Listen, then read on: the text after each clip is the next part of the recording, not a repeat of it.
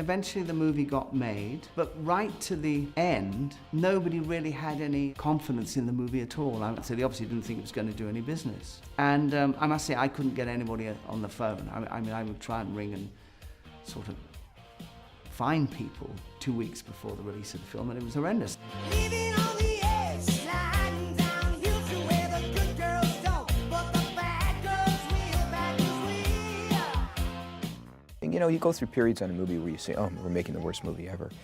We look at sequences that were so long and they got very boring, or the dailies got boring. But when you started to put together, and we had Bud Smith, who was one of the greatest editors ever, because we had a very short post, and so he really didn't have much time to cut the movie. And they were working around the clock. It was one of those killer schedules. I mean, by having two editors, myself and Walton O'Connery, we had 3 assistants and 2 apprentices too, because we were working around the clock. We worked, I think it was 72 days and nights without stopping. Adrian shoots an enormous amount of film. He uses a number of cameras because he had those big dance sequences. So he'd have 2, 3, 4 cameras on those dance sequences. So they'd go through all those film, sync it up, look at everything, and try to get a sequence cut together. And then Adrian would come in the room and throw it all out and start all over again. But it had to be tight. You know, we couldn't let this film go on and on and on lengthwise. So it finally became Jerry Bruckheimer and Don Simpson with Adrian, all of them into the editing room and deciding what we had to take out. And what we wanted to do is take the audience, or take the character, down as far as you could take her. She lost her aunt, the one who was her advisor through the picture. And we just kept diving her down further and further and further. So when she started to come up, it was the emotional outburst at the end was so much stronger. And that's what I think really pushed us over the top. And a lot of scenes came out that were interfering with her own personal arc. I remember sitting in the preview theater with my assistant, with Casey Silver. We both thought this was a disaster. You know, I said, is there any way I can get out of the theater without being seen? Because all of the executives were behind. And at about exactly that moment, the audience started laughing at something, and then at something else, and I sort of realized that they liked it. Well, miracles do happen, I guess. And the results of this preview were terrific. I mean, the numbers were very good. And I remember there was a lot of people at the studio who thought that we'd fiddled the results. They thought that the people in the theater were our friends who were writing nice stuff about it. So that nobody knew that it would do any business. I think the picture was universally panned. One journalist, critic, called it a toxic waste dump. And a number of years later, he re-reviewed the picture and said, I missed it.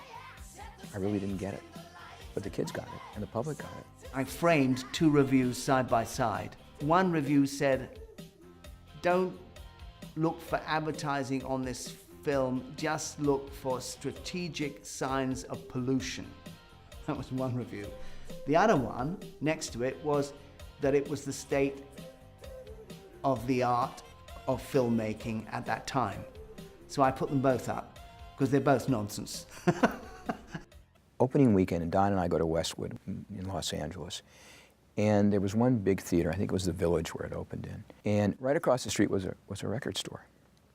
The kids would walk out of the theater, go to the record store, buy the album, which was gone in an hour. The Polygram only shipped 60,000, so they really had no faith in the record. It took them 2 or 3 weeks to replenish the stock, and went from the record store back into the theater.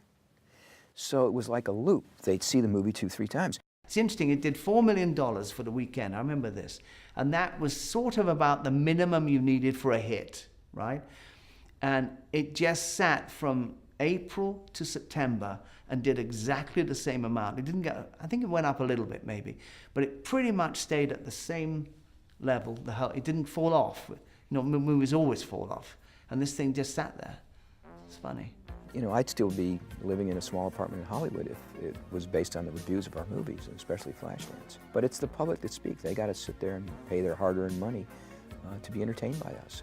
And if we get it right, like we did in Flashdance, they'll come back over and over again. It was that weird thing where you walk in anonymous and you walk out and everyone's staring at you. It was odd. It was wonderful. Well, it just shows that sometimes they work great and sometimes they don't work great. This is one that just happened to work really brilliantly by Adrian's direction and believing in the film from Jerry Bruckheimer and Don Simpson, and then hiring me to kind of shepherd the film on to the finish. And so therefore you feel very complete when you finally get nominated and you win a British Academy Award, the only thing I wish I'd have gotten was the Academy Award. Then my whole career would have been totally complete. We certainly were a little surprised how big the movie became and how much the music worked and how well it worked. Plus, we went to #1 with the album, and you know, the first awards started to come in, and finally, I thought maybe after winning the Golden Globes, maybe we have a chance for the Oscar, and it won. I think all of the songs had a place because it also won a Grammy for a really good album as a soundtrack album. In those days, they didn't exactly win that easily.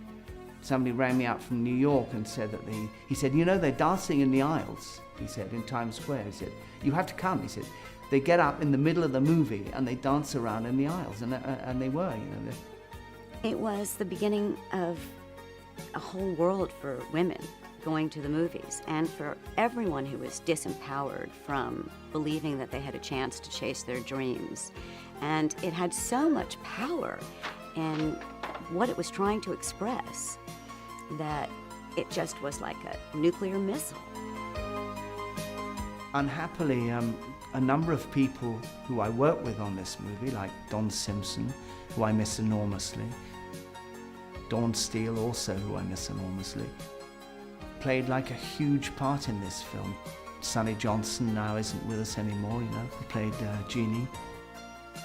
So that's sad, and I miss them like crazy, actually, I really do. Dawn got sick, and she was eventually diagnosed with brain cancer. And when I think about Flashdance, I can't think about it without thinking about Dawn. The young girls who were touched by this movie are now moms, and so I will run into these moms from time to time, and this movie has touched people in such a wonderful, special way.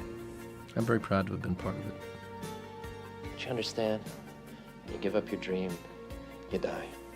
And it's corny, but it's kind of true, you know, and I think that's why people took to the movie. In fact, people wrote to me afterwards and said that it had an effect on their life, and, you know, they were doing a job that they loathed, and it made them go out and try and do the job that they wanted to do.